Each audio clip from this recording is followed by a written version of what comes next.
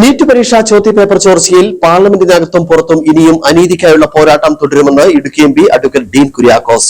മന്ത്രി ധർമ്മേന്ദ്ര പ്രധാൻ രാജിവെക്കണമെന്നും എംപി ഡീൻ കുര്യാക്കോസ് ആവശ്യപ്പെട്ടു. പ്രിയപ്പെട്ടവരെ, നീറ്റ് പരീക്ഷാ ചോദ്യപേപ്പർ ചോർച്ചയ്ക്കെതിരെ ഉച്ചയ്ക്ക് ശേഷം ബഹുമാനനായ പ്രതിപക്ഷ നേതാവ് ശ്രീ രാഹുൽ ഗാന്ധി ആരംഭിച്ചതായ സമരത്തെ ഏത് രീതിയിലാണ് പോലീസ് അതിക്രമിച്ച് ഇല്ലാതെയാക്കാൻ ശ്രമിച്ചത് എന്ന് എല്ലാവർക്കും അറിയാവുന്നു. ഇപ്പോൾ ഞങ്ങൾ 12ഓളം എംപിമാർ ഡൽഹിയിലെ കിങ്സ് വേ പോലീസ് ക്യാമ്പിലാണ് ഈ സമയം വരെ തുടരുന്നത്.